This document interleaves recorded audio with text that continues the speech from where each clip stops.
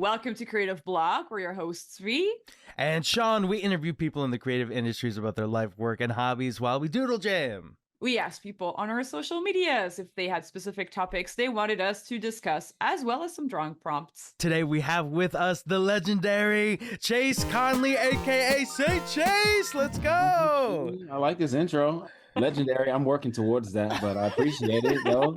Thank you for having me. I've heard of tales of you. I've heard of the legends. Were they good, though? Yeah.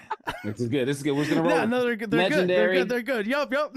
Nice. Yeah, thanks, guys. I appreciate that. Thank you so much for taking time to come on the podcast. We're so excited, and we have so many questions. We have also a lot of questions from our listeners, so it's going to be a really fun one. Nice. I like to kind of start by asking, how did you get in the industry? What was that path? What was your entry point? Entry point. So we're speaking about animation in general, like animation industry specifically.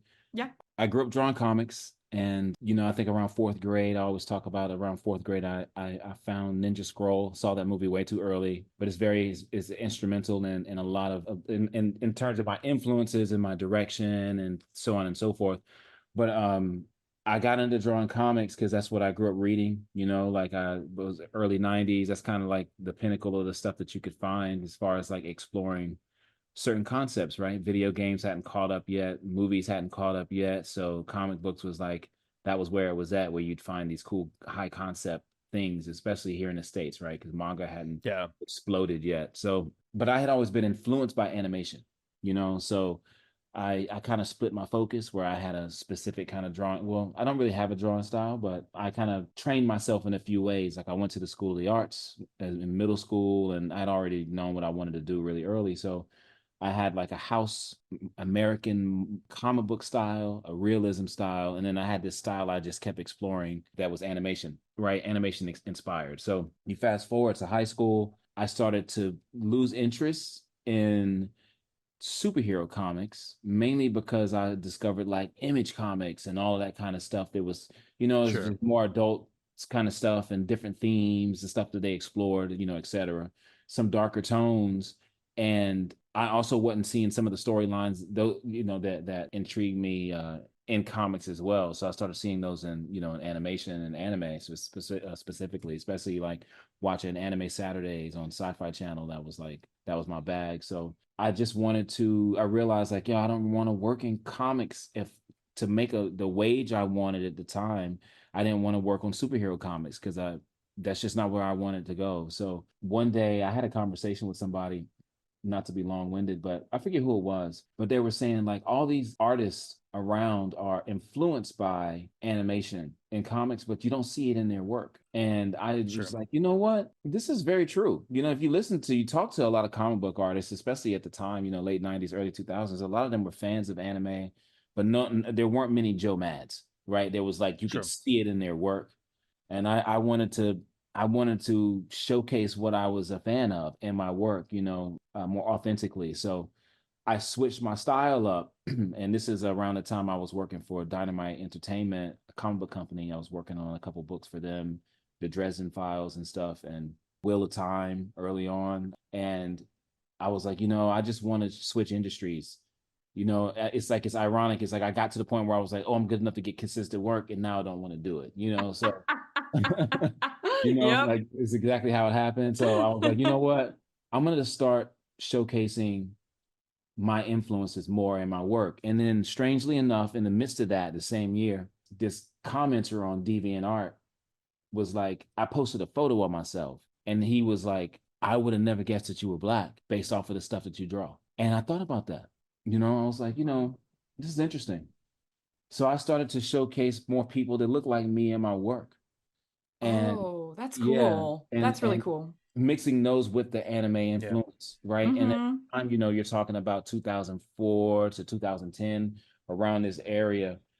This moment right about here is about 2008, 2009 that I'm talking about. I just leaned into that. I was like, well, I want to see more Black people or more people that look like me in anime. And I realized there weren't many. So it's up to me to kind of like figure out what that language is. And that work that I did all spawned from a DeviantArt comment. That is so cool. I That's love what got that. yes, Yeah. that's what got me the attention. That's what got my work got the attention of Titmouse and Carl Jones, who was ramping up Black Dynamite season 1 at the time. Oh yeah. So I Oh had gone to yeah, South that Korea. shit's so funny. I was chilling in South Korea for a little bit, visiting a friend of mine, and I went to go visit the homie LaShawn Thomas, who had been there for a few years at that time. And I went to his, he took me around showing me around Seoul, and he took me to the 2 animation studios where he had desk at the time because he was like working at both companies. And on his desk, he had an image of Black Dynamite, like, but it was Juno from Titmouse, Juno Lee. It was his character model sheets from the pilot that Titmouse animated. And I was like, yo, I'm in South Korea. This the only Black dude in these studios, and he's got Black characters on his desk. What is this? And he was like, yo, it's Black Dynamite. I was like, the movie? Like the movie? He was like, yeah, we're making an animated series. And I saw the light go off in his head. He was like, yo, you'd be perfect for this. I'm gonna reach out to Carl. He showed Carl my stuff. And at the same time, Dave Johnson, legendary comic book artist, right? Shout out to Dave as well. And LaShawn, he quit Black Dynamite because like he was like, this isn't the flavor that I'm used to doing, but I know somebody that could do this. And he showed them my work. I didn't even know who he was. I mean, I didn't know he knew who I was, rather. I knew who Dave Johnson was, but he had saw my work on DeviantArt, and he showed them my stuff. And then the homie Ben Lee, whenever he found out there was a vacancy, he had been following my stuff, and he showed Ben Kalina my stuff. Wait, So so separately, just all all these these people separately showed the Ben Kalina and all the people that were in charge. They showed them my stuff, That is and so Titmouse cool. reached out to me and was like, "Yo, you want to test for this?" And I was like, "Yeah," but they're like, "You're gonna have to move to LA." So I did a test, and I did Cream Corn, which is Tommy Davidson's character, and they loved my test enough that they ended up using that model for the show. Wow, that is Yeah. cool. So yeah, if you fast forward, like I did freelance for about 3-4 weeks and saved up a little bread, and Shannon Pronowski hit me up and was like, yo, you've been freelancing, but we need you to work here.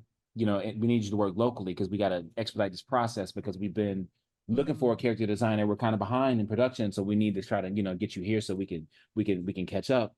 And I was like, yo, I don't have any savings anymore. I spent that, you know what I'm saying? Spent that overseas. And she was like, how about this? You come stay with me and Chris in our place.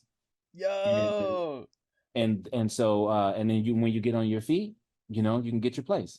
That is And so so cool. Man, the Chris owners is the of man. yeah, Chris and Shannon moved me into their house, yo. And then they were like, yo, Shannon was nice enough to be like, here's the keys to my spare car if you need it. And they gave me the codes to the building, and I kind of just used Titmouse as like my working office. I was there all day and all night because there was really nothing else for me to do, when I moved to LA. And then me being as prideful as I am, I stayed at their place only 2 weeks, and I got my first check, and I got an apartment right across the street from Titmouse. Oh wow. Yeah. And then so I ended up being over there chilling, and I slept on the floor for about a month until I shipped my stuff over from North Carolina.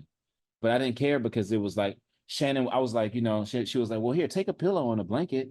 You know what I'm saying? And I was like, oh, that would be nice, right? It's hardwood floor. You know what I'm saying?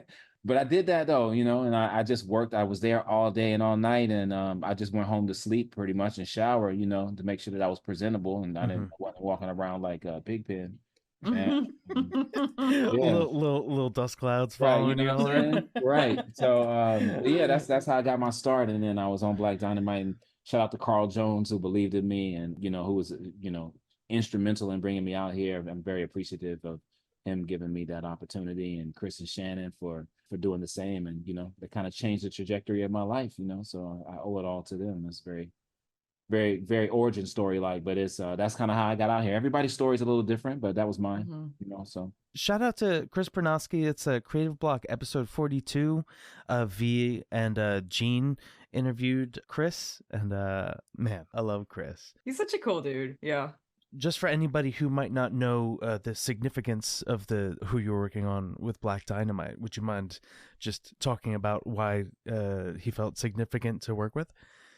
Oh yeah, so Carl Jones was the showrunner of Black Dynamite, and at the time the homie LaShawn Thomas, who I had known since I was like probably 16. I met him the very first time I met him. he had just kind of kept in contact with me, saw my potential, and I would link up with him, and well, at least I would go see him when he would come to Heroes Convention in Charlotte, which was like a lot of comic book artists' favorite convention, because I guess it's kind of chill to late, to kind of kick it in Charlotte and be able to kind of hang out with the talent of the show. Sorry, I'm trying to draw and talk at the same time. It's much more challenging. Yeah, trying to it was nice for them to be able to kick it with other creators, you know what I mean? And every time I would be there, like I would see somebody else that gave me a little bit of game, so, and I started going to that convention at like 14, 15, and LaShawn he was like, yo, you be great. You want to work in animation, you be dope as a board artist, because I know you want to probably do character design, but that's like the creme de la creme job, and not the creme de la creme, more so like that's the way people view it, right? They think about it like, oh, because I'm designing, the way the characters are going to look. And he was like, but that's not necessarily true. You are designing the characters, but you're not the one that's designing your final drawing is not going to be what's on screen. And also too, it's about how much control you want to have over the product. Do you want to be able to control the storyline and have some emphasis, some input in the layout and all this, so on and so forth. And so he got me on that path. And so LaShawn was like, yeah, but I think you'd be dope designing this. So when he showed Carl my stuff, at first I was like, oh, I don't necessarily want to be a character designer. But the show was hilarious.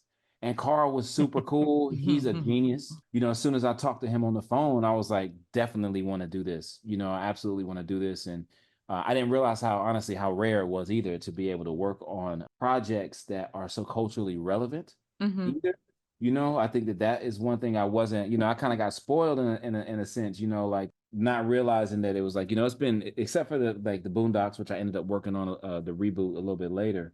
I didn't realize how rare that was going to be, that it would take me another, which I haven't done it yet, but it may take, it's already been, that was 13 years ago.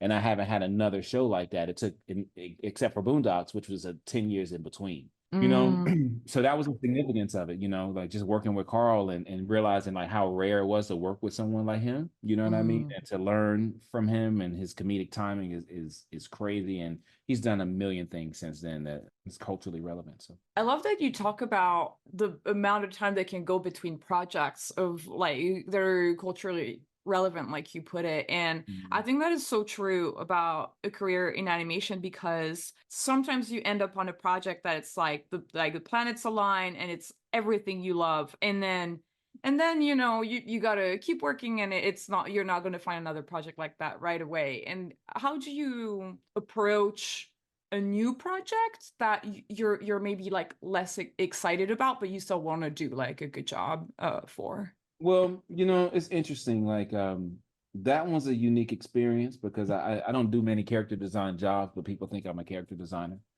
I've worked as a character designer on maybe like 2 productions. You know what I mean? The one I met Sean on, when we were on Axe Cop, which that feels like ages ago, bro. Yeah.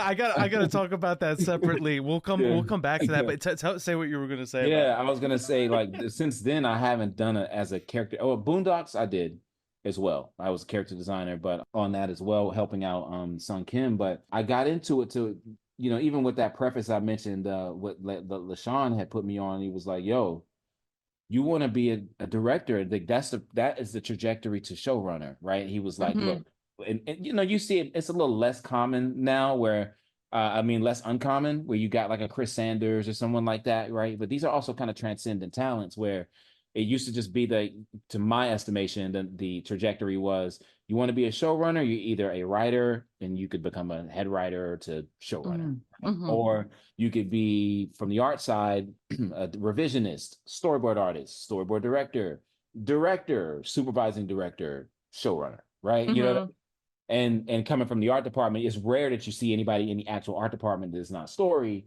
that becomes showrunner. Now it's less. Now that I feel like they're taking pitches from people, and you see more direct, like artists paired with writers as like a show running tandem. You know what I'm saying? So you'll see that now a little bit more. but that's what I wanted my trajectory to be. So yeah, I feel like even recently people have thought of you as like, like you designed the costume for Spider-Man or like, and so I think even still people are like, oh, he's a character designer. Yeah, and I'm not mad at that. I'm like, it's cool. I'm not mad at that. Like, it's not too bad for people to love you for your draftsmanship and your design and sensibilities and stuff like that. And it's definitely not a complaint, but it is more like, the thing I would say is the way I continue to have fun is like I come at it as from a cinematography standpoint. I'm a storyteller first and foremost. Like I did comics. Like I love the art of visual storytelling, sequential art, that kind of stuff. And so being able to continue to get better to shoot things, all different types of scenes, be it comedy, drama, real heartfelt scenes, or high fidelity action stuff. There's always something in there for me to enjoy. So I just look at it as, kind of expanding the breadth of my understanding. You know what I mean? So I'm always hype about it. Like the thing that gets me that I don't like is when I don't totally agree with the notes. But that's natural though, right? Where it's like, but there's a balance, because I think notes can make things better, but I do think sometimes it's like you get to this point of like diminishing returns, where it's just like you get to the point where no one's happy with it. But that's the nature of it. You got to separate yourself emotionally a little bit. That's the nature of it, I think it was Carl also that said, I don't know if he told it to me or if he told LaShawn, and then LaShawn told me, and I've been using this quote since then. It lets you know how influential they both were on my mind state when it came to this. Was I don't try to be Captain Save a Show, like I'm not. It's not my show. So it's like my job in terms of an employee is to try to realize your vision. Right. And first and foremost, like from a professional standpoint, like that's my goal, so that is so smart, because I feel like it's something that is, especially in feature, can be very easy to struggle with in terms of how much you should put yourself in a scene or in the movie. And that is such a great quote to know, kind of like your boundaries as a board artist, because you don't want to overstep, right? Because you get attached to it, and half the time you'll look at the final thing and like, oh, another board artist came on after you and your stuff isn't even in that section, or like I feel like it's all like at the end of the day you are a part of a whole, like creating something, and you have to emotionally detach a little bit. Yeah.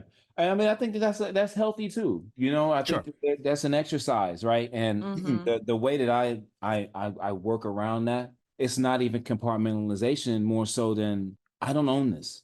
It's not mine. How much of it I'm invested in doing my best job, for sure. But it also isn't mine. So any level of frustration, I pour that into my own personal work. Especially more now than ever. Like, cause I went like for years where it's hard to get out of that mode, just looking for a job. Like, when you were younger, like I remember creating worlds after world after world when I was in like high school, middle school. And then when I realized like I gotta make money from this, it's about like finding a job, getting good enough to do the job. You know what I'm saying? So then I kind of detached myself from that umbilical cord, that creativity, in search of technical skill. And I had to relearn. It's like rehabbing. You have a bad accident and maybe you're paralyzed for a bit. You got to work your way up, get those nerves, get those synapses firing again. And I've been able to do that over the last 3-4 years, which is a really enriching experience, because you kind of awesome. You relearn, you get to learn yourself all over, and then also the things that you've acquired in terms of knowledge, you get to put that into that work now, and try to throw that all in a stew mix and see what it tastes like again. You know what I'm saying? So. And then you get new combinations that you probably haven't felt before. You're like, oh shit, like I learned this thing on this thing, and now I'm putting it in my own thing, and this feels different.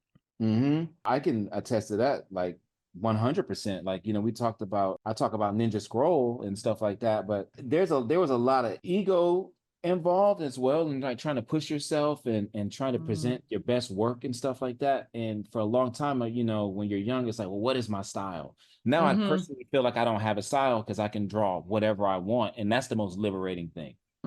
Yep. Right. Which I would not have been able to understand how that would have felt when I was young, because I hadn't acquired that level of understanding yet. But now it's like I feel like I can draw whatever I want, and well, I'll just finish this one thing, and then No, go. But the one thing is this: I went back to that same DeviantArt thing where I was like, well, what are my influences?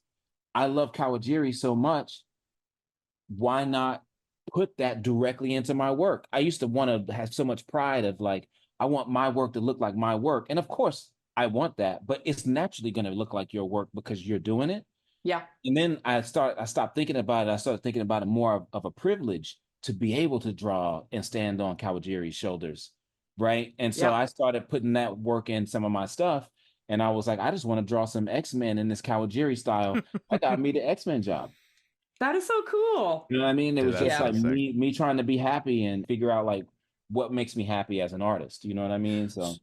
So you've noticed like in like definite points in your career where you can associate getting in touch with what makes you feel like you and the stuff that makes you feel happy with success around you, like getting noticed by somebody or something like that. 100%, man. I can attest to that 100%. Like to the extent that I remember feeling like I was kind of over the industry because I wasn't getting a lot of the jobs that I wanted for a moment in time. I was thankful for the ones I got, but maybe it's about like the jobs that I had. I didn't have the level of influence over the productions that I wanted, you know? And I think that, you know, we all kind of go through that at times. And I was like, well, I want to just draw something to make me happy. I forgot what it felt like to be happy with my work. And I had to sit back and really think like, well, when was the last time I was happy?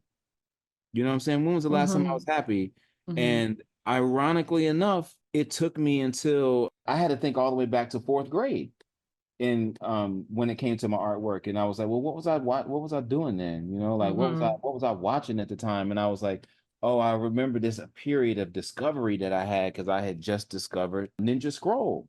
You know what I mean? I had just seen that for the first time, and that was like really trippy. You know what I'm saying? Because it blew up like everything that I thought about what animation could be. You know, because coming from the Western perspective, and that totally just changed everything for me. And then I was like, well, what else was I watching? I remember watching X-Men the animated series because that was like my Saturday morning, you know what I mean? Where it was like Spider-Man came on Fox, and then I mean X-Men, and then Spider-Man came on, you know, back to back. And right after that, Anime Saturdays would play something. So I was like, I'm just gonna combine these two things together. And it was interesting enough, our peers were like, bro, this is dope. And you know, it's cool to get admiration from fans and casual fans, but it hits different whenever people that you really look up to and that you love their work, they're like, yo, I see what you're doing, and that's fire. And I was on a tear, and then I had gotten that. I was reinvigorated. I had a mana potion. You know what I'm saying? I could cast spells again. You know what I'm saying? So, yeah.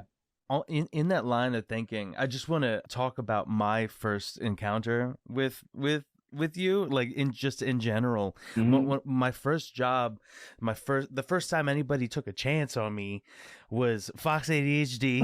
shout out to Fox. I got asked to move out to LA. I took a risk. I came out, and I'm not gonna lie. When I got there, I was like, I looked at the people around me and I was like, what is going on? Why am I here? Because I remember being in this room at this studio, and it was Chase, it was Damon Moran, it was LaShawn Thomas, and then I was there, and I was just out of school, and I remember even I was super naive because I came out, I was like, I'm gonna pitch my own show, I'm gonna do all this stuff. I didn't even know why I was there. I just came out, and I remember Damon asked me like, hey, like what do they have you doing? And I was like, hopefully I'm gonna direct something. And then he said, hopefully not. Because I was just this young kid out of school. He was like, hopefully you're not directing this thing that I'm on. But in all seriousness, I looked around and I was like, this is a collection of some of the best artists I've ever seen in person in my life, and I don't know how I'm here. And for me, whether you guys know it or not, like that first experience was sort of like you guys were. I mean, LaShawn Thomas. I was gonna say LaShawn Thomas was my LaShawn Thomas for you, but like, but like all of you guys, you and LaShawn Thomas and all of the Anthony Gowu, like all those dudes at that first studio were my the first people I ever met in the industry, and I had such an immense privilege of being around like absolute fucking titans, like already, like, and you know, you guys have you all gotten better, but like, you know, I came out and I didn't know shit, and I don't know, that was it was humbling, it was a reality check, and it was inspiring. Well, you're dope, and you also had a different flavor from all of us, and I think that was the best part about ADHD at the time as well, you know, because there was a lot of like indie animators that were doing their own thing, where you guys you already were wearing multiple hats in production, whereas we came from a much more structured, you know, production. We had all basically just come from Black Dynamite over there, right? It was like LaShawn was the supervisor director, Damon was the prop designer, Anthony had just come from Motor City, which was running concurrent to our production as well. So we were there around the same time. It wrapped around the same time. I was the character designer, and we had Young Ki Yoon, who's a legend, who came over. I remember him too. Yeah, he was there for a couple days. And then I think he bounced. There was a couple people there who, like, it was very clear it was not going to be a fit, like that, like that they were going to leave for one reason or another. Usually not their fault. Yeah, like he was a legend and had so much experience over all of us, you know, in terms of just being in production for years prior to that. So. But yeah, you know, it was cool. Like, I'm thankful for that time. Like, you know, I think about how much talent passed through that building. Like, Spencer Wan was there for a brief moment. Like, it was, and they did not know what they had. That was crazy to me. I remember seeing his work, and I was like, "You're on shorts right now. You're on the short scene, bro." I mean, he wasn't there for that long. He was short on his tenure. You know what I'm saying? Yeah, he was gone. I think he left and went to Studio Ghibli or something like that. They did not know what that. And for those of you that don't know, he was the animation director on Castlevania. Like, he's just absolute and you were talking about like being a multiple, like, good at multiple parts of the production. Like, he could paint, he could animate, he but like straight up like anime, like Sakuga shit. Like, really incredible work. He's amazing, man. Amanda Winterstein, Miranda Takia, like, was his name Rich, that created Animaniacs? Oh, really? Yeah, the creator of Animaniacs. Yeah. Like, there was mad talent. The homie DeMille Bryant to Doug Olson came through. I mean, there's a lot of people that went through, and you know, it was dope. I always will appreciate ADHD for giving everybody opportunities like that. Like, there's so many people that were just kind of like either outliers, like they were almost ready, or they were fresh out of school. You know, for me, I was just happy to have a job, because I remember thinking, like, I'm on a 6-month contract with Titmouse, and then that got extended 6 months. And I was like, thank you. Like, I can at least finish my week. Yeah. You know what I'm saying? And then when that happened, Nick had left Adult Swim to make Fox ADHD. Oh, so, right. He was my executive, one of my executives on Black Dynamite, and he loved my stuff. Yeah. So he was like one of our executive producers back in Atlanta. And he bounced and was like, yo, I've seen your work. Do you want to come work at my company? Oh, that's cool. I didn't make that connection. That's really cool. I was going to ask, like, what was the email like for you to go to ADHD, but now I know. You already answered the question. That's what it was. I remember I was coming up on the end of my contract. I had been putting my feelers out there, and I think he knew as well, you know, because they had been, I think Hind had reached out to me at the time via email, and she kind of gave me the rundown about what they were doing, what they were trying to get done. And I was like, yo, I'm down. You know, I had not heard of Axe Cop at the time, and she kind of pitched to me what they were trying to do, and it was like another action adventure show. You know, she was like, look, you know, you can wear multiple hats here. Yeah, which was dope, because I came in as a designer, but I told her that I wanted a board, and LaShawn ended up bouncing after a couple months, and there was a vacancy, because you know, this company was small when me and Sean were here. We talking about at the house. We were at a house in Los Feliz. Yeah, it was like 15. It was like 20 people, and then it turned into like 150 people, 3-building company. Blew up, right? In 3 years. That's Yeah. crazy. That's So crazy. we were in a house, and it was one person really per department. Kind of Sean was the main person animating, at least for XCOP when we were doing those shorts at the time. Yeah, and it was crazy because like I knew that you guys were going to be going on to the show, and the funny part is I initially had come out there and they had hired me as a writer on XCOP. And then they fired me immediately. And then I was like, can I pitch some shorts? And then I pitched a short, and they paid me to do a short, and then I went onto the shorts team. But for a brief second, I was like working on the same cartoon as all of the like amazing ass people that would end up going on to XCOP, and I was like, as this little after college student right out of college. But you are a great addition to the culture of that place too, though. I don't want you to undervalue that by any means. Not that you aren't, you know what I'm saying? But you were kind of the essence of what they kind of wanted to do as well. And you were coming from, well, I say this because I'm sort of like YouTube animation. Yeah, but you're doing entire things yourself. You know what I mean? Where I came in from comics to then like a more structured traditional pipeline, and I was learning animation as I was on the fly. Like when LaShawn left, they were like, "You want to be the storyboard director?" I was like, "Yeah, I'll do that, no doubt." How do I do this? You know what I'm saying? So, and you hadn't done it before. You were just like, "Oh, okay, yeah." So I learned Flash, and but I had an idea because it was not so different from comics in terms of like shot selection, but of course there's just rules of cinematography that you have to learn, and I came into it green, and they gave me a great opportunity and a space to be able to do that.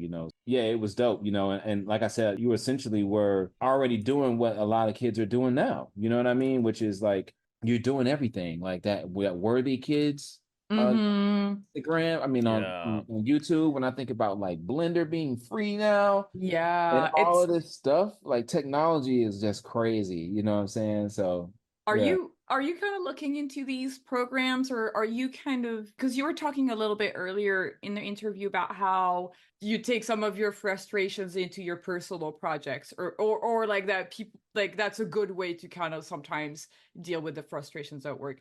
What kind of personal projects do you have? Are you kind of looking more at like traditional pitch, or are you kind of really kind of looking into that producer mindset for YouTube, etc.? No, this is a good question. I mean, I think I look at it as both ways, right? Because I do think I always ask everybody, what is distribution now? Like I was looking at a chart the other day, and it was like you had to add up every single streaming platform to get to like half of Google. Including TikTok. You know what I mean? So it's like, if there's so many eyes on YouTube, what is distribution? Like, really, you could just pay for marketing and put it up there, and then get your ad revenue based off of that, right? But I also do think that we're still in this crossroads where, as a creative, I think to the common person that's not a creator, there's still the prestige of like, oh, there's a show on Netflix, so you want to also kind of still maybe be engaged with the traditional, like selling a show. You know what I mean? Selling a show, selling your IP to a studio, because there are benefits to that as well. So I have projects that I think about that I'm creating that serve different purposes. So with that being said, I am looking at things of like, I look at, more from a standpoint of this, selling a show and having the traditional kind of TV pipeline of like, you get your show sold, it airs on TV, you get a cut of the marketing, you get a cut of you get some residuals, right? You don't really get any residuals when it comes to streaming platforms like that. You just don't. You get your money, and that's kind of it. You're upfront, and that's kind of it. You may be having a couple points on merch, maybe, depending on what your contract looks like. I think that I look at things like now more so the work is a commercial for merchandise. Yep. Yeah, I agree. It's the same thing as it used to be with the shows we grew up watching were just toy commercials, But for the longest, as a creative, I wasn't thinking with the business mind. I was thinking of like, I want to see my work realized to this level. That is the pinnacle of like my achievement, right? But it's like, well, if I just build the IP up, I can probably achieve somewhat of the same thing, right? If I build the IP up, that doesn't really matter how I do that. And then also, if I want to have like a full experience that you would get from watching an animated feature or an animated series, I can probably do some semblance of that just by making really realized animatics that I can do myself, right? Sound design, just like an animatic, have it sound design to get some good voices and stuff like that and really just pose it out.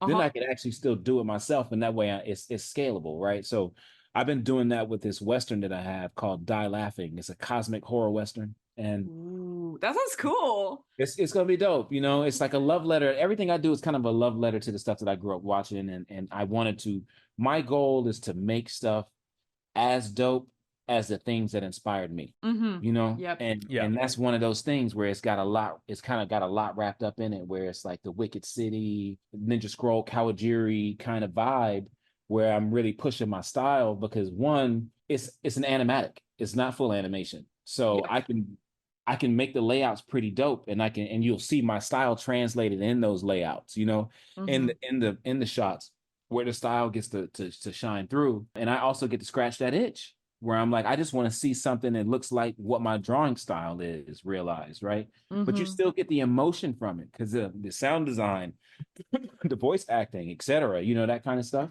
Right now I'm doing scratch dialogue, but you could always replace that. You know, if you get somebody cast and just change the scratch in an edit program and, you know, just do it all over again, re-edit it and export it that way. And there's a tangible example of the world, the same way that you feel when you watch something, for the person to be like, oh, I get this world now. Because it's something about me. I come from hip hop culture. Like, you know, I'm right around that I'll be 38 this year. You know what I mean? So like that was like a big part of my life as well. And it's influenced my work, not to the point that I wanted to be corny. You know, I like things that to all kind of mesh and complement in a way. But yeah, you know, there some of the production stuff that I use as scratch tracks that I just throw in there. It helps you really understand the vibe and who I am as a person. That's a little bit more than you would from a still image. But then I can also complement that with still images. You know, so like my plan is to essentially do a bunch of animatics and do preliminary design work that you would get in VizDev, and then put an art book out the same way that you would get a Groundworks book for a series. You know, it just isn't a series yet. Now, I've noticed that you've done a lot of collaboration with Red Seacrest and Project City. Do you feel like, since talking to him about how he works and talking to all those people in that group, has that affected how you think about doing this exact thing? Because I did notice that you started working on this a lot after working with him. 100%. I mean, the thing is a lot of that I credit to, one, I just wanted to kind of get a job where I wanted to draw my own stuff, right? And I also saw the impact that Rad's animatics could give, you know, like as he started posting up his kind of like little small shorts. I mean, Rad's a master storyteller, you know what I mean? Shout out to Rad and Johnny as well. What they were doing over there was exactly what I wanted to do, where it was like, let's build up our IP. You know, like at any point, you know, we can use this to teach, we're using it to teach because we're doing it at the same time, showing people the process of how you make something, but also you own it outright, right? Like I can take it off of the platform and sell it at any point. You know what I mean? So it serves two purposes, because it's like I get to enrich the lives of other people because I get to show them my process in full transparency. You build up that community as well. You have like a brain trust, essentially, because the people that meet with you week to week, you can bounce ideas off of them and see how they feel and get an immediate kind of reaction to the work that you're doing. But then also as well, you know, like I said, you own it, so you can do whatever you want with it. And we just use that to kind of to build up the platform and their community projects as well. And the main thing that got me into it was like, he had been trying to get me to teach for a couple years at that point. And he was like, man, you know, you should just teach. Like you got an interesting style, you got an interesting approach. People would love to hear how you think. You know what I mean? It's simple as that. And I was like, well, I don't want to teach using other IP, because that can, you know, that can get complicated real quick legally. So I was like, well, let me use this as an opportunity to create something. And the first idea I'd come up with was this character in the story called Sola. And I was collaborating with Lior. Shout out to Lior Barris, who was at ADHD with us for a moment too. And, yeah. we had been looking for a way to collaborate for years. So I had her write up like a sample script for me, and also a small fight scene thing that was really open-ended, where it was very, very, very loose structure, not the typical structure that you need out of like a story, like a true story, but leaving it a bare enough skeleton for the students to kind of do what they wanted with it. And I was like, you know what? Let's just work on this together. And then from that point, I was like, okay, I want to do another story because I'm going to teach a different class this time. It's not going to be storyboarding. It's going to be a character design class. So then I came up with this other story called Rawsome. That's another love letter to some of the Tatsunoko stuff I love. Cashern, a mix of like Big O mixed with cyberpunk kind of vibe as well. And that took a life of its own. And then before I knew it, I was like, I think I got that. I've got the confidence back as a creative because I shut that off for so long. I didn't have confidence in my ideas anymore. I just didn't. And people are like, "Oh, you're crazy, man." I'm like, "Yeah, but that's the way it is sometimes. You just don't. It's just like that sometimes." So yeah, I didn't have it, and that was the best part about it. And I'm thankful for the platform for that, because one, I also saw that people found like the little things that I did to be interesting, because you're coming into it thinking like, oh, everybody knows this, but a lot of people don't. A lot of people don't. And that also helped boost my confidence, and like, oh, maybe I do have something to offer that is unique. And it took some of the pressure off as well, because I just decided to try to have fun. Yeah, I had gotten in contact with, I gotten back in touch rather with that the thing that made me happy as a child when it came to work, so and creative. Do you have an upcoming class that anybody can look into? I don't have a upcoming structured class necessarily, but I do stream every Tuesday on Project City. Yeah, so every Tuesday, 7 to 9, I stream. I work on my Western. 2 hours it's 2 hours a week, right? You chip away at it, and I could either have nothing at the end of the year because I'm working on a gig typically, where that takes about 50, maybe 55 hours of your week sometimes, or have nothing, or work 2 hours a week at least. And so on Tuesdays, I work on my Western 7 to 9, just chipping away at boards or designs or whatever. And I stream with the homies on there. A lot of times people use that as opportunities to work alongside me. But on Saturdays, which was formerly Thursdays, but on Saturdays at 9 a.m. Pacific, about 9 to 11, sometimes 12, I go late. I review work. So all of the work that the contributors to Project City, all of their individual projects that they upload, I'll give them critiques and feedback on, right? So if that's animatics, super useful. Yeah. So if it's animatics, I'll change shots for them. If it's character design stuff, I'll tighten up the structure of the drawing, or I'll tell them like, oh, maybe this is a little too busy, so let's streamline this and try to figure out where you really want your mileage to be in this design, et cetera. Yeah. And it just if you want to boost up the quality of their work as well, because we really want to make sure that they are making their projects as well, right? That's what it's all about. We're all making projects together. It's like, not only am I the president, I'm a member type of vibe. You know what I'm saying? Yeah. So if somebody wants to sign up for this, it's basically like if you are a patron if you donate to this, then you're sort of entered into like a club of people that gain access to creators like you. Correct. So it's like $33 a month, right? So but you get access to all of the backlog videos on the sprint. We started off doing like the story sprint, where it was once a week somebody would do and it's still the same way, right? But once a week, each day of the week we'd have somebody different from the industry come in and talk about something, right? If it's like storyboard pro essentials, or if it's like the essentials to being a revisionist, or what I think about as a writer, all that kind of stuff. I mean, and everybody has their different approaches. And so you get a wealth of different outlooks and, skill sets from different people. And it's just one day a week for that person for the month. So you get like a nice 4 to, depending on how long they talk, 4 to 5 hours of that individual person take on animation and what they do. And so we've backlogged about a year's worth of that now, a little bit over that probably. So you sign up and you get access to all those past recordings as well, which is dope, you know. And it's still on the platform. There's still classes that are taught as well, like more formal, like 6 to 10 week courses and things like that for people that want to have homework assignments. A couple months ago, we did like a create your own short kind of curriculum where it kind of spanned over like 2 to 3 months and took you from the initial phase of your log line all the way through your final animatic for your short. Like it's like 2 to 3 minute short, which is great because some people don't understand the structure of creating a short, you know, or creating an IP. And it's really, it can feel insurmountable if you don't know the process. You know what I mean? So I mean, there's people that go to school for 4 years to learn how to do that and still come out of it like, I barely know this. So Right. yeah. So that's super useful, super helpful.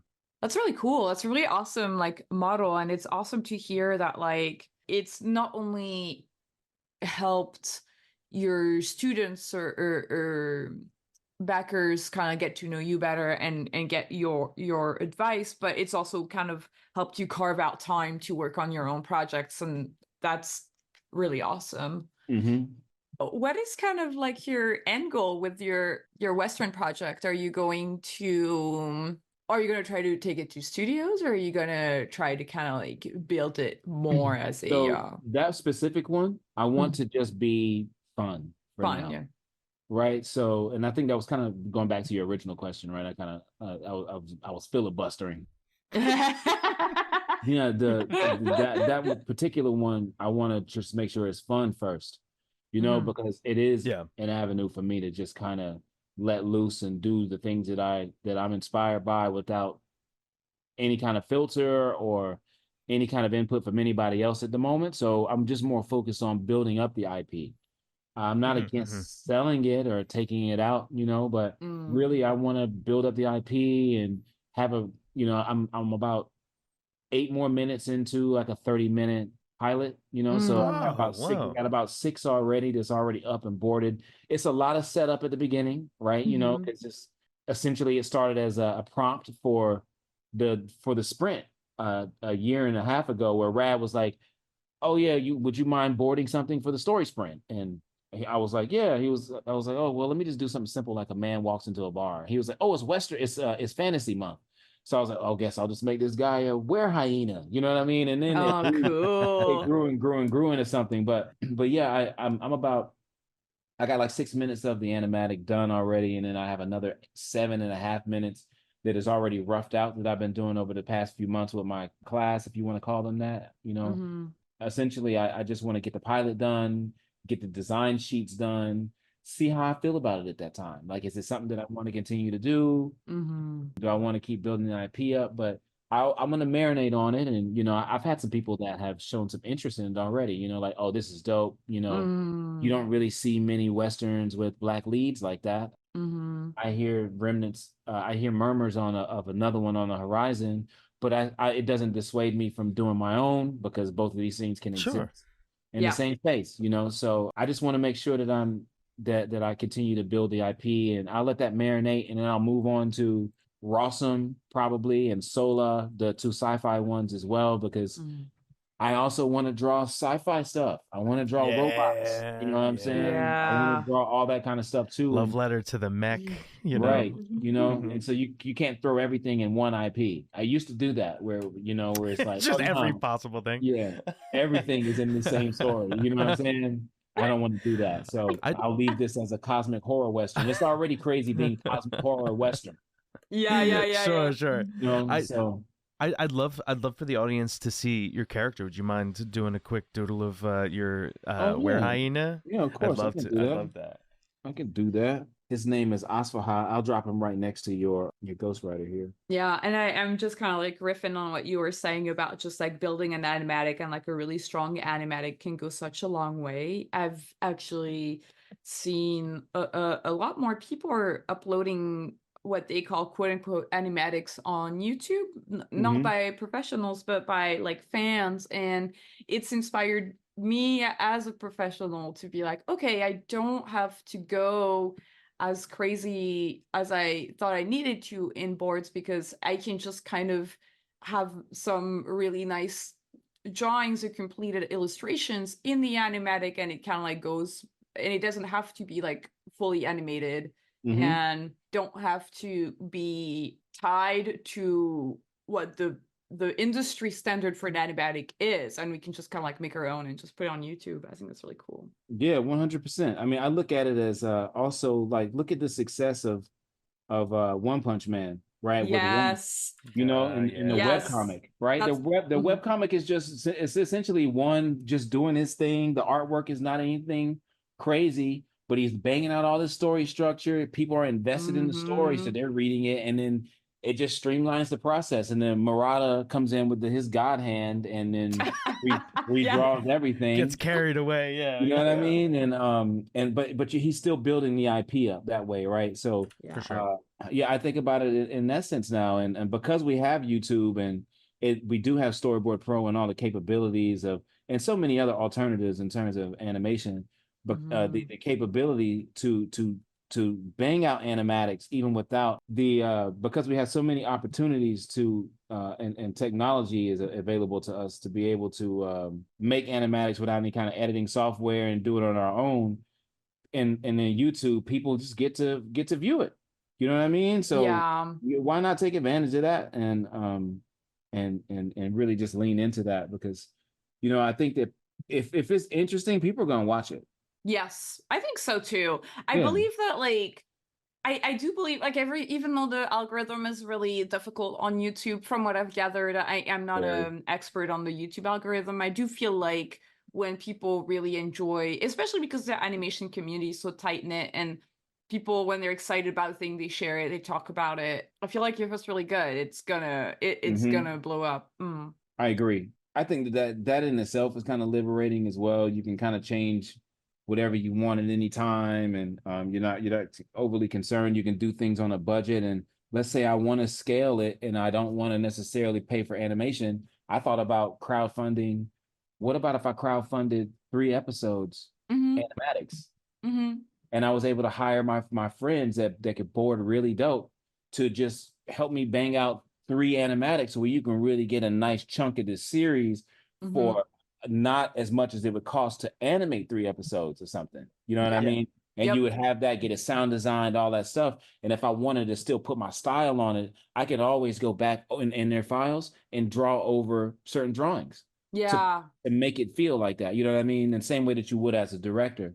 Yep. Yeah. That's so smart. Yeah. Like, I love kind of thinking about the business side of things, and it's exciting to hear that you're also thinking about these things too as like a seasoned professional, because I feel like it's so exciting to look at what's going on online, and that we have access to like a big audience. Sometimes the numbers can be bigger than what you would get on network TV.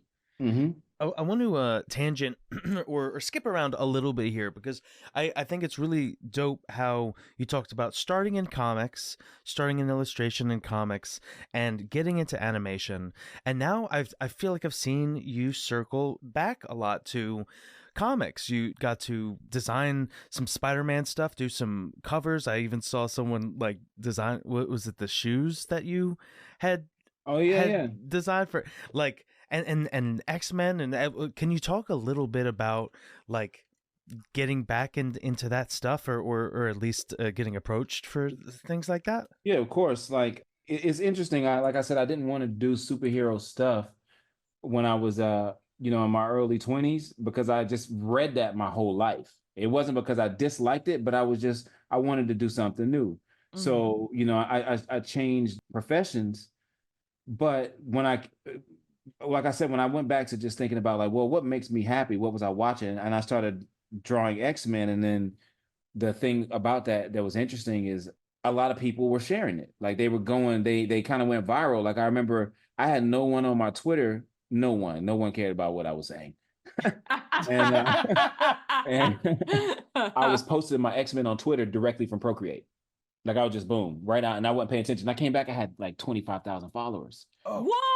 That is fucking crazy. It was crazy. So I was like, oh wow, I should have just stopped talking, because I probably would have got more. I feel like as soon as I started talking, people were like, oh, all right, But that got so apparently Marvel Publishing saw that, and they were sharing them in the Marvel publishing Slack.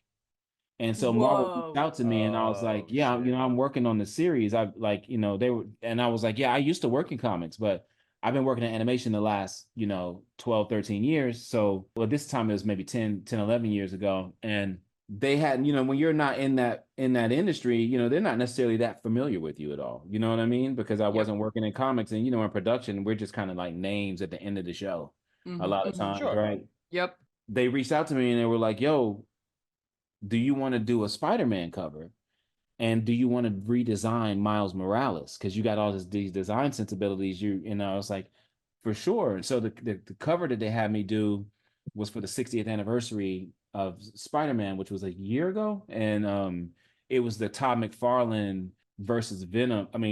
Todd McFarlane Spider-Man versus Venom trade paperback cover, the iconic one for the first collected story versions of that story. Oh, shit. And then they asked me to redesign Miles Morales because they wanted something that was different from the movie than Spider-Verse, but that they could use to celebrate his 10th anniversary.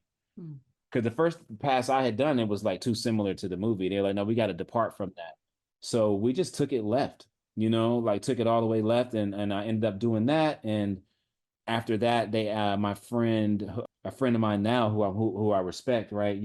Daniel Warren Johnson was drawing Beta Ray Bill and writing it. He had just done that cool heavy metal version of Wonder Woman, right? Really dope. DC Black Label. And he was writing and drawing a Beta Ray Bill story. He asked me to do a cover for it. And I was like, man, I love Beta Ray Bill. Hell yeah, I'll do this cover. Awesome. And so Marvel hit me up again and they were like, you want to do this cover? And I was like, yeah, for sure. And I did that and people really liked it. They ended up using it as the #1, which was just cool. You know what I'm saying? It was just dope. After that, they hit me up to do a few more covers, and they wanted me to do X-Men covers, and they were going to buy my X-Men stuff and all of this stuff. And then I got wrapped up in X-Men the animated series because, animation is a challenging medium, and I'm an episodic director. So a lot of my job requires reboarding scenes under duress. You know what I mean? Because that's the nature of it. You know what I mean? So oh my God. Under duress is a good way to describe it.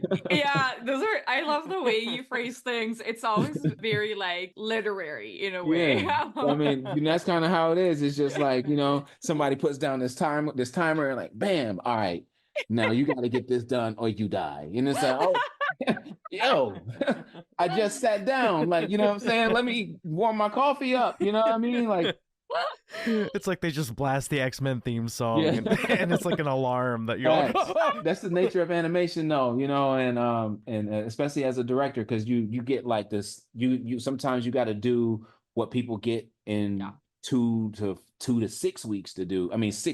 4 to 6 weeks, and you got to condense that down to 2 or maybe sometimes even 1. So you're really trying to turn these things out. And so I got wrapped up in that, but they finally did reach back out to me to do a Bishop cover. And I was like, it was a Bishop War College cover. And oh shit. I was like, yo, I'm directing on X-Men and I'm drawing X-Men covers. Oh my God. So I finally got one done, and everything else otherwise hasn't worked out scheduling for me, in terms of doing more work for them. So, but it's still cool though. I still managed to get that done and to say I was able to work on both at the same time, which was really cool. So that's kind of been my jump back into comics. And when I had done that first Marvel cover, which was that Spider-Man, Robert Kirkman reached out to me and had me do a Walking Dead cover, like a Michonne cover, which was dope, and so cool. Yeah, I love that character. Yeah, so I've been doing them here and there. And and then also my boy Nick Draper Ivy was drawing like the kind of reboot of Static, and he had his editing staff reach out to me, so I did a Static cover. It's like a dream, dude. I love Static Shock. Yeah, so sick. That was dope, right? So, and then the same editor, Marquise, reached out to me to do the DC Power cover. I did this last fall. So the Black History Month DC Power series that they do during Black History Month, I did the cover for that. I got posters and everything they use for I think I was watching you do that on Twitch a little bit. Yeah, I think so. I had done some cleanup, some inking and stuff like that. So which is like they probably like, yo, you were doing what on Twitch? It's too Never late. mind. It was probably something else. Nah, it's cool. I know I'm stupid. I'm stupid. I saw something else. I don't know. Nah, it's cool. You know what? I just keep it cropped. You know what I mean? But like, I think about it like this: it's cross marketing, because now the people that are watching the stream are like, yo, I know that I want to look at it. It's not like I didn't do it. I'm not. It is what it is. And I had showed the preview of it, and he hit me up and he was like, it's dope that you're showing work in progresses, but no more work in progress first for this. And I was like, okay, cool. So it's fine. But people look out for it, and so people know to look out for it. You know what I mean? Yes. So I think it works. Like, you know, I don't always do it, but I knew that was gonna be a fun one because I was trying to do more of a comic book style that I, you know, where I'm just kind of getting a little bit more inky and doing something that was kind of closer to like my OG kind of house style that I used when I was younger. That's so cool. That's so funny because I was thinking in my brain, I was like, how are they like? I was like, how did you work out that contract with them to like do it on Twitch? But now I found out. Found through a story.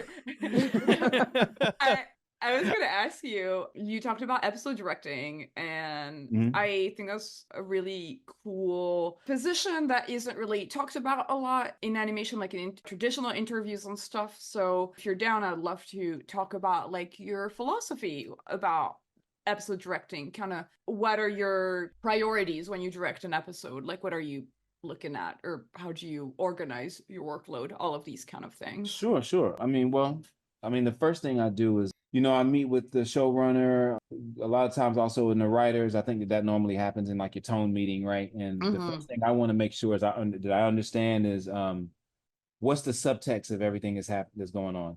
Like what is the subtext of this scene? Like, what am I highlighting? What is this character thinking? What happened before they came into this room? You know, because I think a lot of times as you'll see board artists, they get their handout, right, and they will kind of treat their scene as like a mini movie, movie.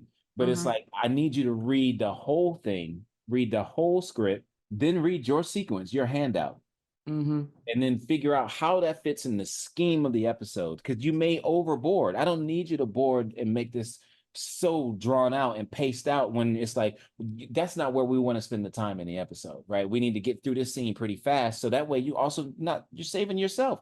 Because you're not gonna get that life back. I can't give you that life back after you boarded it. You know, so let's make sure that we are on top of this beforehand. You know, because I feel bad. You know, so essentially, what I do is I make sure that I understand like what the context is, what's the subtext is. That's the most important thing for me. After that, once I figured it out, I give my storyboard artists their handout. Right. Typically, you have a team of like 3 people. On X-Men, I'm fortunate enough to have an assistant director, which I've never had before in TV, which is really nice. But you give your storyboard artists their handout, right? And I like to rotate times because I want people to also have different scenes. I don't want just because you're good at action, I don't want you to always have action, because there are other people that want to do action too. They want to put their stamp on it as well, right? So you give everybody their opportunity. Sometimes I split it into acts, like act 1, act 2, act 3, because if the transitions are important in this episode, that makes those transitions sequence to sequence easier, right? So, but anyway, after I give them their handout, we do our own meeting where they ask their questions, like, what is this? What is that? And then I give my opinions of how to probably approach it based off of the tone meeting that I had, where I got like explaining more in depth what the subtext is. And this is kind of a scene in this that reminds me of that you can go watch for a reference. Right. And so at that stage, they kind of come back to me after a few days if they have any other questions.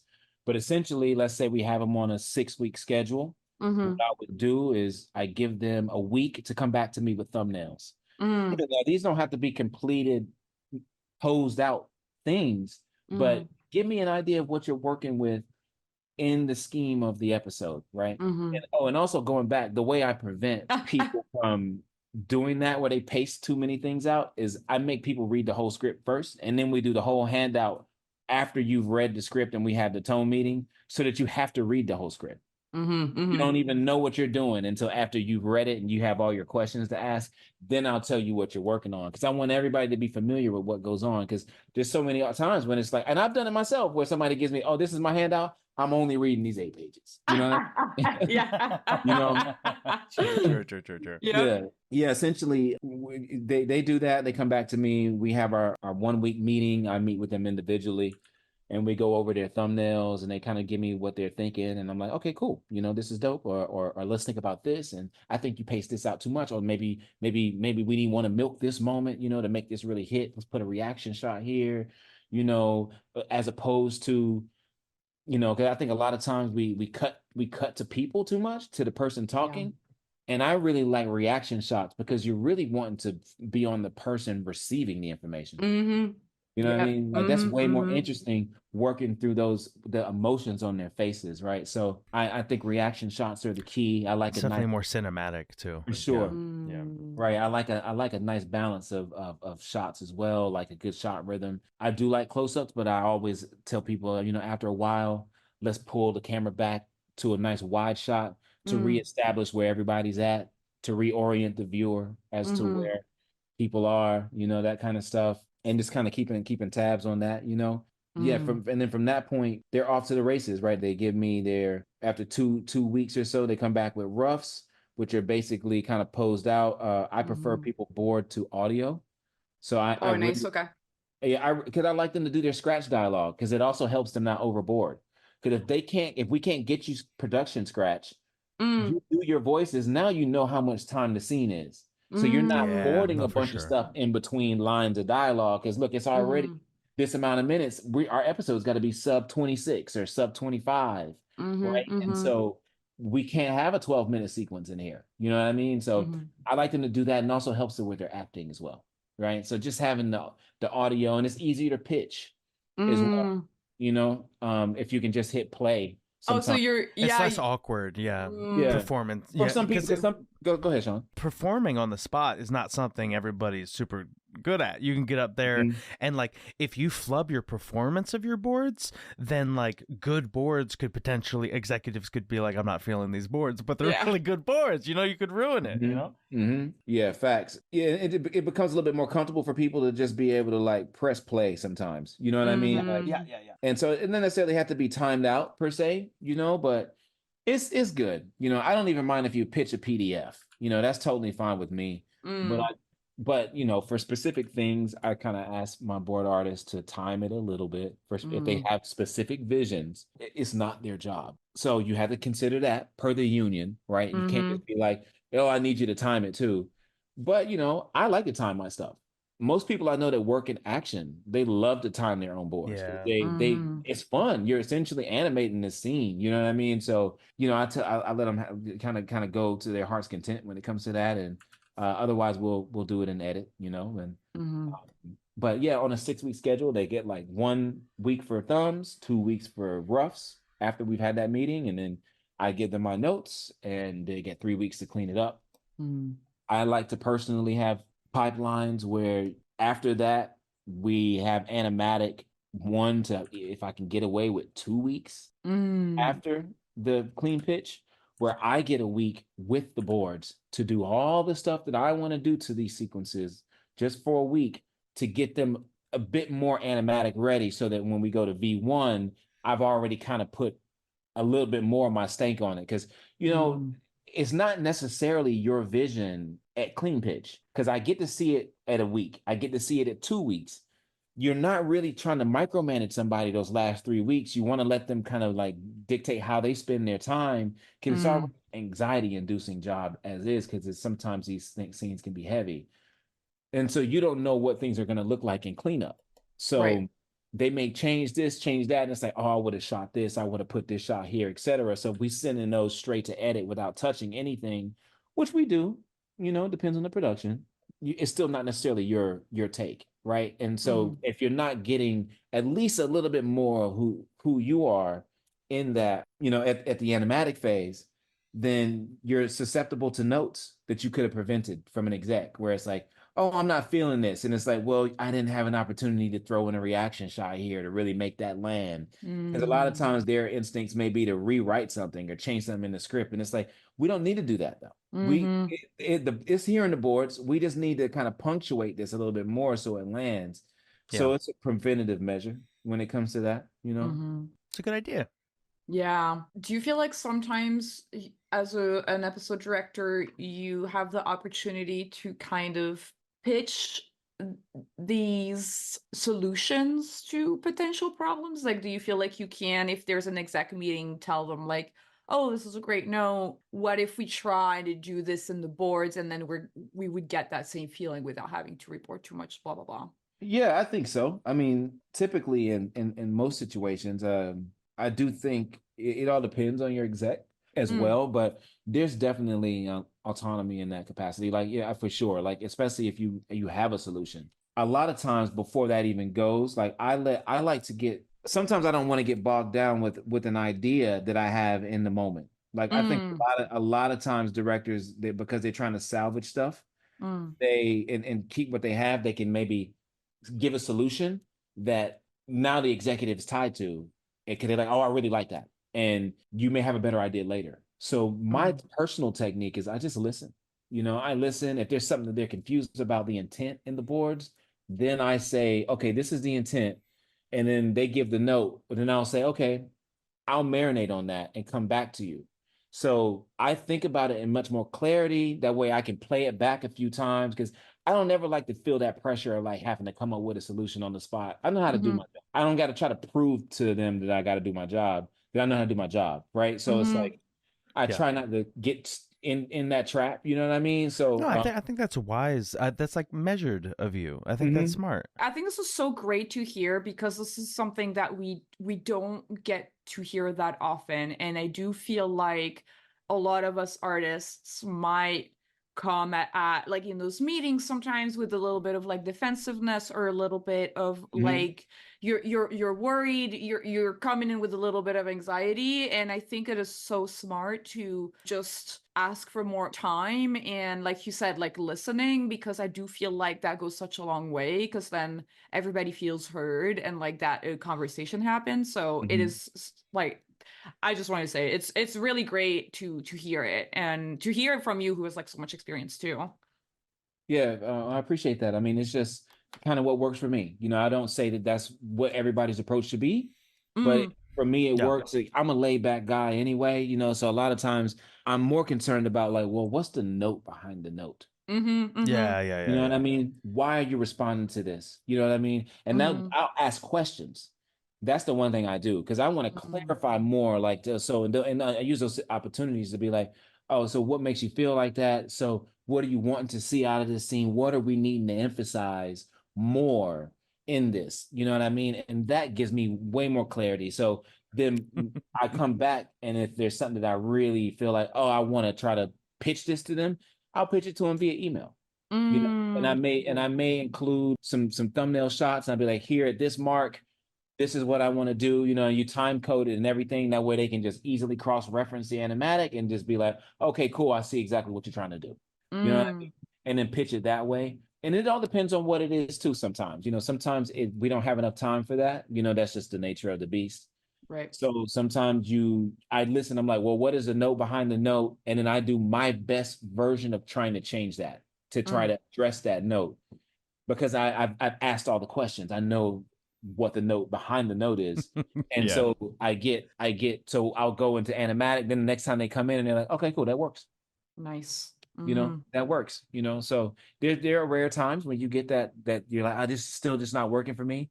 And then you have a deeper conversation about it then, you know, and it's like, okay. And then I may start pitching stuff where I'm like, well, what is it exactly? If we pulled this back, you know, et cetera. You know. Yeah, I had an instance of that happened super recently that I can be a little specific about. Basically, I was working on a project, and the client, without warning us, did a tested it with an audience, and Oh, wow. and the audience was like, I don't understand. This part is so sinister right here. And so the client was like, should we just cut that part? And I looked at the part, and I was like, what is reading sinister at all about this part? It was just like people. It was just a bunch of people of all different types, like looking over an area and then like walking over. I was like, what's sinister about this? And I realized that there's a shark person. There's a person with a shark for a head. And he's like frowning just because of the way that a shark face is. Yeah. and I was like, if we like make him smile, are you guys happy? And like we just changed it and we pitched that, and they were like, oh, this is like really happy now. Yeah. And I was like, oh, you wanted to get rid of that whole part. Right. You were getting ready to axe all of this. You know what I'm saying? Yeah, man. So that's so funny. It's exactly that, though. You know. So, but that's preventative stuff. You know, I just try. There's a lot of preventative measures that I take when it comes to that, and I do think you can, like I said, you can get yourself back into a corner trying to, just trying to prove that you know how to do your job. And it's just like, just sit back, be more measured, measure twice, cut once. It's always that. I think it always is. And I think it's appreciated too, because a lot of times executives just kind of want to be heard.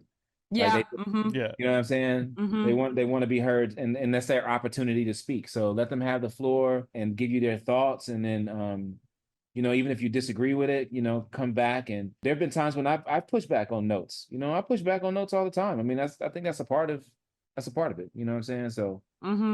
That's really cool. No, I always love to ask these questions because I do think that like those are not things that we get to learn at school, and these are things that are kind of like on the job type of like skills. And it's nice to hear about like everyone's different approach to it. I had a quick question in the same kind of line for you, which was about the job of assistant directors. How do you as an episode director use your assistant directors like time, resources, and skills? Yeah, it all depends. I mean, so like on this one, my AD is David Maximo. He's a one-stop shop. Like anything I can do, I feel like he can do. So it's really nice to not have to worry about stuff. I can I can scale myself so much easier. Where I'm like, you know what? Excuse me. Look, there's too many things for me to do physically. I got to get this episode locked. And we got 2 weeks to lock, and there's 2 sequences that are going to take me the entire 2 weeks to do. But we also have board artists that are coming up on rough pitch that need help. Can you give them notes? Right? You already know what the vein of the episode is. You know what tone we're going for, whose POV the scene is in. Give them notes, handle that stuff. And I don't even worry about it. So, and then when it comes back, it's like, I trust his storytelling instincts. So there will still be time for me to have my stamp on it. You'll go ahead and get it up to this point. You know what I mean? And so, and that's amazing. So being able to do that. And then also, let's say we need to split the difference on trying to get something locked. And there's a massive like restructured note that came down from the executive side. And we only have like 3 weeks to get this thing locked before ship, right? We got to get all that stuff into edit so they have time to play with it, right? We don't have the whole 3 weeks. We maybe have a week and a half because edit's going to have to go back in. They got to sound design this. They got to get this locked and all this stuff. And it's going to be physically impossible for me to do that. I can just be like, yo, this is what I want. Or you take those 2 sections, I'll take these 2 sections. And then we just come back together and then we cut it together. And it always works out great, right? And even if there's 1 or 2 tweaks, it's still 1 or 2 tweaks. And then most of the time it's a taste thing. So I've also come to terms with like, just because I want it one way doesn't make it better. Like sometimes it's just different, So I've learned of it. I like animation in that the collaborative sense, like I'm okay with things not always being the exact thing that I envision. There's just always like 1 or 2 things. So sure. In that sense though, like there's also times when there's a huge handout that we have a heavy script. Right. And it's a lot of action beats, and it's just a lot, there's a lot of characters, and it's just a lot of mileage. You know what I mean? It's just a lot of mileage, a lot of line mileage. So let's say we want to make sure the board artists have handouts so they can actually finish. I may Yeah. have to give him pages, you know, and he'll take 3 pages. But I know those pages are not gonna have notes because we're talking about it. Yeah. You know what I mean? So it's like he has 6 weeks to get it done. We don't have to worry about it. We can plug those directly into the animatic, and it's normally good, right? The only notes come in from the showrunner or the exec. You know what I mean? Yeah. So many different ways. You know, many ways. If I can't be in an edit or I can't be in a design handout, we already have this synergy. You know what I'm gonna rock with, and I love your taste. So you just go with what you think is the dopest. That's cool. It don't always got to be what I want. You know what I mean? And I think that's the mark of a good leader. You know, it's like empowering the people under you because you want to let them have ownership in what they do. You know, like let them do their thing. Like I think that's great. You know, like I'm cool with that, and I want you to continue to. I don't want you to do my job for me. You know, but I also want you to. You're an assistant director. Their directing responsibilities that fall under that title. You're there to help to scale me, right? I get the final say, but I give you the autonomy to do that. You get the authority to say, this is what I want, this is what I want. And if I want to change it, I'll change it. But, you know, if it's dope, then it's good. We're good to go. I love that because I feel like that's a position that is kind of like hard to understand sometimes because it's not super common. So like hearing your perspective on it is super awesome. And you're giving such like a clear like rundown on like how you think of the position and how you work with it. Even for me, like I've been in an assistant director position before on a show where the director like didn't use assistant directors. He was like, I've never used one before. I don't really need one. I'm just gonna have you board stuff.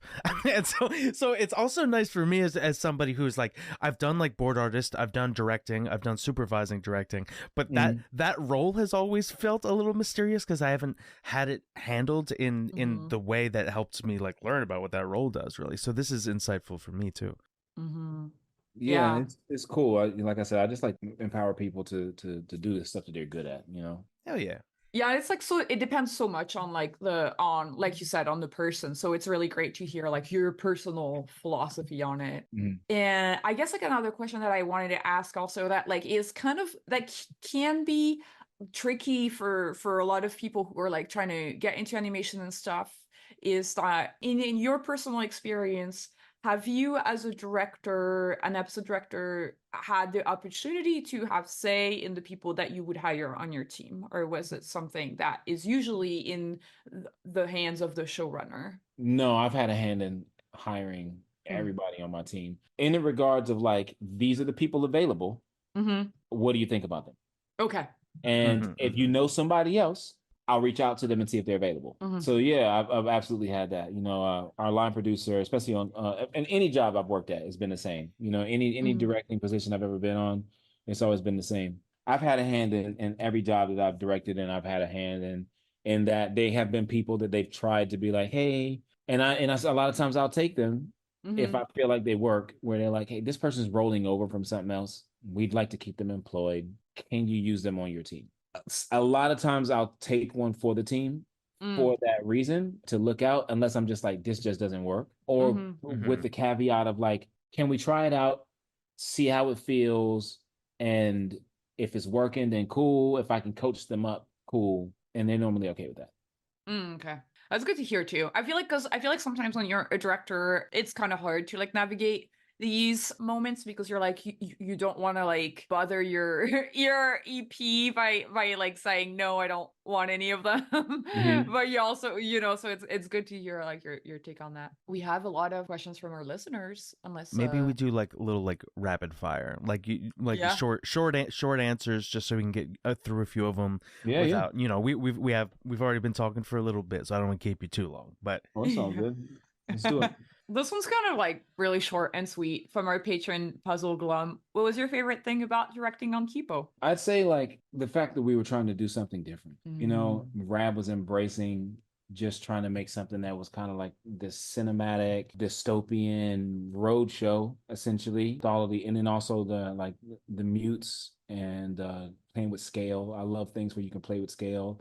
I thought that was great. It had its perfect amount of like, drama and comedy, and it had heart as well. And it was just imaginative, you know what I mean? And seeing his style realized, I thought was really cool. I've always been a huge fan of his personal work, and he's got a few different styles he plays with as well, but the one that he used for Kipo, right? I was a big fan of that. So it was nice to do that. And working with Rab was great too. I remember he told me, I came by DreamWorks Feature to visit him like 4 years before Kipo got made. And he was like, "You want to see this comic? I'm going to sell this." And he was like, yeah. And he was like, it was Kipo. And it was like 18 pages. Oh, And he's wow. like, "Yeah, I'm gonna sell this, and when I get it done, you're gonna come on and direct." And he for sure hit me up. Like, Whoa, he was thinking about Heck you all the way back then. yeah. yeah, that was dope. That was my favorite part about it for sure. That's so cool. We have a lot of questions about people from our patron, Money Bean, who's a huge fan. Mhm. But I think I might, for the sake of time, just kind of like hit one. This one's kind of interesting. Would you say, I'm going to read it as a long question. It's very long. Mhm. Kipo is a continuous storyline that got its seasons released decently quickly by Netflix and still tied up all its loose ends neatly. Would you say it aided the process to have a beeline to follow with the story, or was there a lot of editing / adding to primary plot points that weren't already set up? And is the season release schedule primarily decided by Netflix? Was this something the crew had to catch up to, writing the story and sending boards to the animation studio in time for the next season's release? So it's a lot of questions, but I guess a lot of it has to do with it being like a serialized show Yeah, in multiple seasons. yeah. I think there's an easy answer to that. For the easiest answer way to say that is like, one, Netflix ordered 3 seasons out the gate. Mm, So they ordered 30. So they planned the story structure from the beginning. They were already in the writer's room planning for 30 episodes. So that helps out with something that's heavily serialized like that, when you know exactly where the landing spot is. Like, you know what I mean? Like Legend of Korra season 1, they killed the villain, but I don't think they would have killed the bloodbender villain with the mask. I don't think they would have killed him if they knew they were going to get a season 2. They didn't, so they just ended the story. So no, it was that off the rip is why I feel like Kipo was great, because they ordered it right out the gate. You got 30 episodes, how long you got to build and what your character arcs can be, and the writer's room planned for that the entire time. So yeah. Yeah, nice and sweet. Yeah, that makes a lot of sense too. From Twitter, Tatoba Main asks, since you have experience in superhero stories, in your opinion, what makes the hero or villain cool? Is it their character design or the way they're drawn? What do you think is key in creating a super? I mean, there's a lot of things that go into it, right? But I think essentially the essence of what they stand for, like that's really what makes them cool. You know what I mean? Because if you can identify with them, I think that is the main thing. I do think that is just as important as design, because you see a design sometimes and it's like, oh, this character is dope. I want to see. You know what I mean? You're just drawn in by the design of it. But I really think it's about what they stand for, what their personality's like. Can you relate to them? I think relatability is the key. Personally, like I like DC characters, but I've always looked at them as gods. Yeah. Like, and that's not to say They're almost like too perfect. Yeah, it's not. Yeah, Gotcha. it's not derogatory or anything. It's just like they're just kind of like gods. They're really strong. You know what I mean? They're really strong. They're all kind of scream golden age. You know what I mean? Yes. Wonder Woman, Superman, that kind of stuff. I always kind of, as a kid, identified with the Marvel stuff because they played with more of like, with this power comes the other side of the coin, right? The Hulk is just as like, the Hulk is like the Superman, but he rages out and he can kill people because he can't control his anger. It's always like a bad thing that comes with it. You know what I mean? Yeah. Even Spider-Man, it's like it ruins his life, right? He's like, you got to choose between the two things: being eternally broke, and having no relationships. You know what I mean? That last, or saving people. Like great power comes great responsibility, that kind of stuff. So I think that's the essence of it for me, for sure. Yeah, it's a great answer. I love that. I love that how you broke it down too. So at Flippy Super on Twitter asked, what do you think are the fundamental things you had to learn to reach your current art style? I don't really have an art style because I can draw anyway. I feel like I can draw realism, photorealism, I can paint, do all that stuff because I have fundamentals because I didn't know what I wanted to do when I was younger, so I just even in elementary school, I always knew what I wanted to do. So, and the one constant through line was the fact that I loved comics and animation. So fundamentals is where is the main key, is like learning how to draw from life, realism and stuff like that, but also understanding movement and how to convey kinetic energy and things. I gravitated to artwork that just felt really kinetic. So through osmosis, that's kind of what you see come through in my work now, because I draw the way that makes me the happiest. And I can draw realism. I can paint like a concept painter, and I like that stuff too. But I also like the idea of making things move. I like storytelling. I like being able to draw multiple images. You really get the essence of a story. You know what I mean? Not just in a single image. I like to use multiple images and then move on to something else. So I do something that based off of like Ninja Scroll and all the anime I've watched. I not just particularly Ninja Scroll, but I use it as an example because you can really see it in a lot of my stuff. But I use that as a basis for how I convey emotion. I think that the drawing style thing is interesting because while I agree that because you can draw many different types of ways, you don't have as distinct of a drawing style as maybe somebody who only draws their own stuff and that's it. But I think that to people on the outside, sure, I do think that they can tell which drawings are yours, and I don't know whether that has branched out beyond drawing style and more it's like tastes, things like poses that you like to do, certain foreshortenings, color choices that are like your favorite things to use. But I wonder if it's almost like a new word needs to be made for it because it's like more complicated than just like, oh, I draw eyes this way every time. Yeah, no, you hit the nail on the head. I mean, it's like there are certain things there's sensibilities that I like, and you'll find it in my work. High energy animation, but leaning more into like the era of like the mid 90s, like 90 to 2000 anime specifically, mature in the sense of I hesitate to use that word, like, or even sophisticated. I don't want to use that word either, but more mature, more grounded stuff that I can juxtapose with crazy frenetic kind of crazy things so that you really feel the emotion of the character whenever you're there. You can get that out of a very cartoon version, but I also like the slightly stylized realism that you'd see like Magnetic Rose, or like that kind of thing. The other end of that would be way more stylized, like Kawajiri and stuff like that, and like Ninja Scroll we talked about and all that kind of stuff. But it's still grounded in a sense where you can see like, you understand what the facial features are. It's not an abstraction necessarily, so you can get the subtle emotion that you want to see and stuff. And I lean towards that, and of course, you associate that stuff with like action, action animation.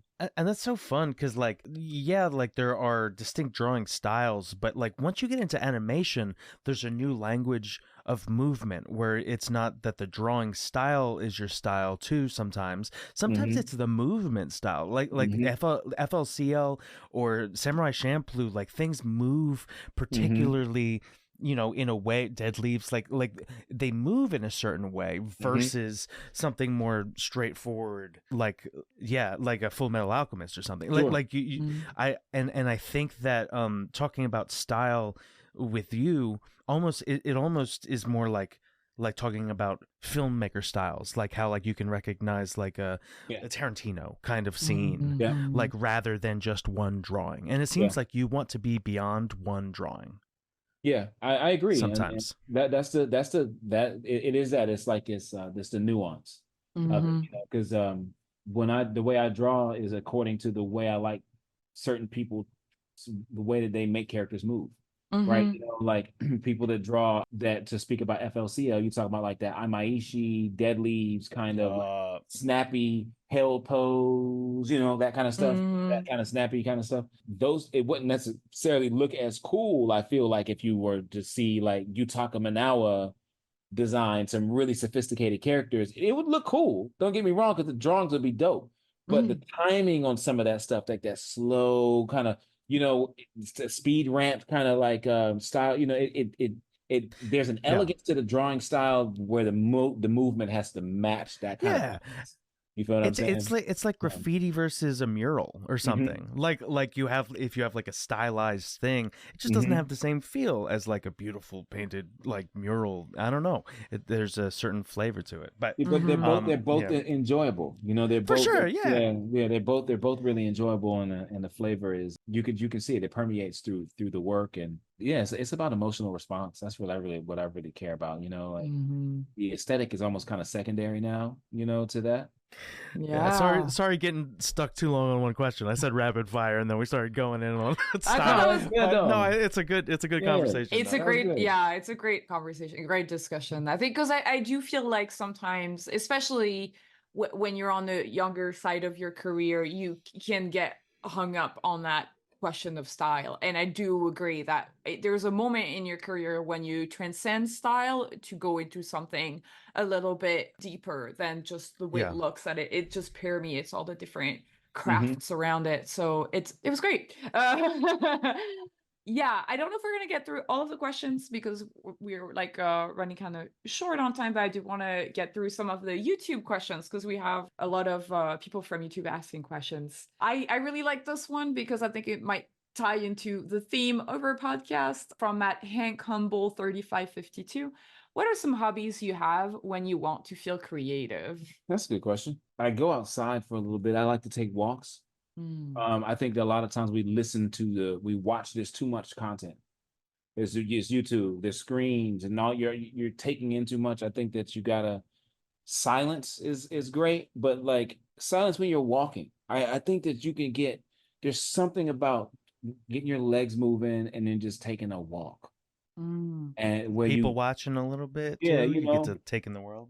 There's a certain amount of clarity that comes with that. I watch inspirational stuff if I can, but at the same time, I've watched so much that a lot of times you run out of content. You kind of get caught up in that. You can be like, oh, now you're down the rabbit hole. You're searching for something to watch for an hour if you're like me, and it's like, yo, I've been watching this menu. That was my TV time. I got to go to bed with that. You know what I'm saying? I don't have nothing else. I don't have the time, but.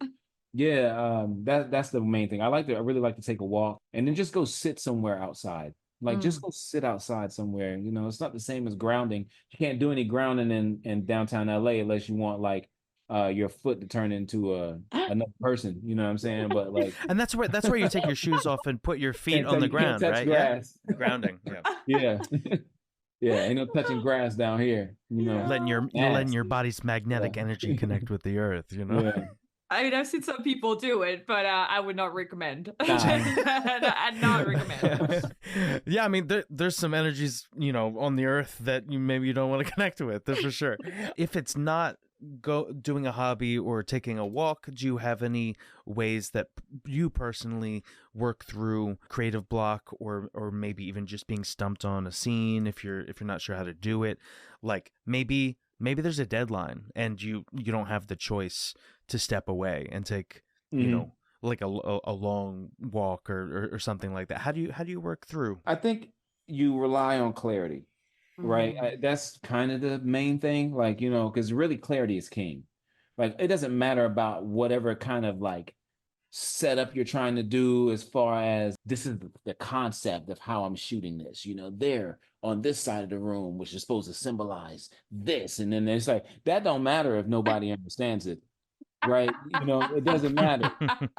So you can do that, but you have to remember that like clarity is key. Like you can't speak to the subconscious, like a movie that does that, like art movies, like The Green Knight, like there's stuff like, where it's like really visually symbolic and, you can get into symbolism. I love symbolism and stuff, but clarity is king. So the main thing I make sure is like, what are the things I need to hit?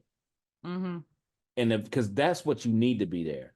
You don't want to have half of a scene that's amazingly done and then nothing for the rest, right? So at least make sure you get the coverage of like what beats need to be hit. The rest of it is kind of secondary. So I just go into that mode. You know what I mean?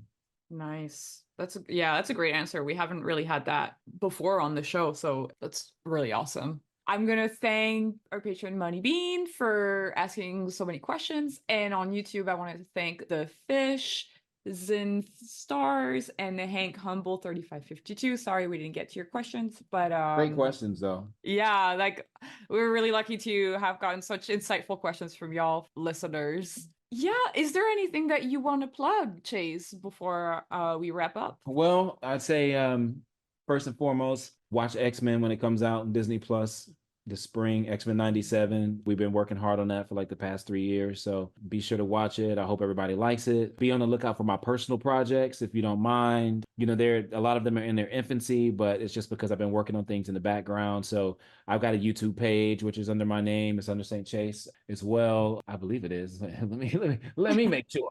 It is it is under St. Chase. So it's at St. Chase on YouTube, SAINTCHASE. There's nothing up there right now except maybe a time lapse in the first 2 parts of my cosmic horror western, but make sure you take a look at that. And then of course I work every week on that stuff on projectcity.tv. There's a bunch of amazing creators that are also a part of the community, and they offer like amazing insight and knowledge. And you know, we're just all trying to create something cool. You know what I mean? So come join us and come check it out, and hopefully you'll stay for a little bit of time. If not, make sure you look at some of the cool projects that people are uploading, because it's amazing. You know what I'm saying? So between that though, yeah, just be sure you're looking out for personal projects. You know, I'll be ramping up in the spring. My contract is up. I'm going on hiatus in probably April. So I'm going to push really hard this summer to just work on my personal projects. And that's awesome. You deserve it. I'm really looking forward to that. So yeah. You heard it on Creative Block, everybody. Make sure you follow Chase for the spring and summer. Ooh, exciting. So much happening. And I wanted to briefly mention, there were some names that were mentioned this episode of people that we've also done interviews with. We did, there was an interview with Spencer Wan, Creative Block number 59, Worthy Kids, Creative Block number 31, as well as the Chris Pernosky, Creative Block episode number 42. Go check those out too. All amazing artists. Yeah, I got to watch all those. I caught up on a few, but thank you guys for giving me some amazing content to digest and to hear from some of our peers. You know, a lot of these people, I'm like, I want to know what this person's thinking too. Oh, heck yeah. Oh, that's so sweet. Thank you, That is so nice. I'm so happy to hear that. And I guess with that, it's the end of this Creative Block. Chase, thank you so much for being our guest and sharing your story. No doubt. Hold on, I'm just finishing up this. I've got to fill in this fist. I'll stall as long as I can. And thanks to our listeners.